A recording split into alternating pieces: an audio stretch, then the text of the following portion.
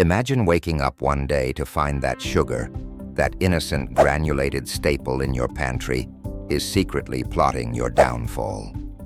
You might be tempted to brush this off as a mere culinary conspiracy theory, but what if I told you that the very substance celebrated in cakes and cookies could be your body's greatest adversary?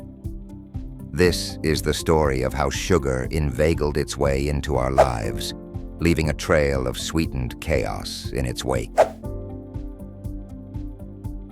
Meet Dr. Emily Harrison, a charismatic endocrinologist with a penchant for detective novels, whose daily pursuit is uncovering the enigma behind diabetes. Raised in a small coastal town where her family ran a local bakery, sugar was an integral part of Emily's childhood. The aroma of freshly baked pastries once filled her world with happiness. But once she stepped into the world of medicine, Emily began to unravel a darker, sticky reality. During one of her morning rounds, Emily had an encounter with Mr. Thompson, an affable, middle-aged man who had recently become her patient. He was battling an unexpected diagnosis of type 2 diabetes. Mr. Thompson lamented, "I don't understand, Doc. I don't eat more sweets than anyone else, so why me?" Emily, seeing dozens of similar cases, realized that Mr. Thompson's query was the tip of an iceberg hidden beneath a deceptively sweet surface. This question set her on an investigative journey that led far beyond her usual clinical examinations. Emily decided to dive deep into the modern diet, focusing on the unassuming sugar that had seamlessly crept into everyday meals. Her research began to draw a stunning tapestry. 50 years ago, sugar consumption was but a fraction of what it is today. So how did we get here? A radical shift happened when low-fat diets were propagated as the holy grail of health. But there was a catch, as sugar filled the taste void left behind by the absence of fats. A teaspoonful of sugar helps the medicine go down, or so she thought. In her quest for answers, Emily stumbled across an archival commercial from the 1970s. Grainy visuals of a family sitting around a breakfast table flashed on her screen, where a jovial voiceover assured the audience that sugar was essential for energy.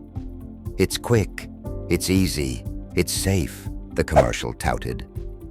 This marketing sentiment had sunk its teeth deep into societal norms, and its effects had scarcely been questioned. As Emily's investigation unfolded, a troubling connection between high sugar intake and insulin resistance emerged, an underlying cause for many diabetes cases, including Mr. Thompson's.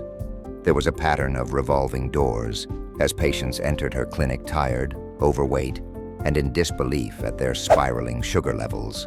Driven by a profound need to make a difference, Emily decided to hold a community seminar titled "The Sweet Truth: Reclaiming Your Health." As the event unfolded, she brought in vivid displays showing sugar's pervasive presence in sauces, breads, and beverages, even in items that bore no resemblance to dessert. Her presentation was an eye-opener, one that Mr. Thompson described later as a revelation wrapped in shock. That evening, Emily told her audience a story of accountability and awareness. Yes, sugar was incredibly easy to love, she explained. Its sweet siren song had woven itself into the fabric of our culture. But it was time for each individual to become the protagonist in their health narrative. "Think of yourselves as detectives," Emily posited, urging them to question labels and to investigate the sugar lurking in their foods. Months passed, and Emily began to see heartening changes within her once resigned patients. They now approached her with a newfound sense of control. Though the world outside her office continued to allure with sugar-laden treats, the community had started to understand the power of choice, of questioning the norm, and crafting a healthier future. In the wake of this revelation, Emily returned to her own kitchen, a place once infused with childhood nostalgia, and the aroma of confectionery. Now she saw it as a lab, a space to experiment with flavors that celebrated the natural sweetness of fresh fruits, spices, and creativity. And so, the once underestimated Mr. Thompson became a local advocate, showing others that although sugar was part of the problem, empowerment and knowledge were invariably the solution. This is not just a journey of cutting down sugar. It's about reimagining health, one mindful decision at a time.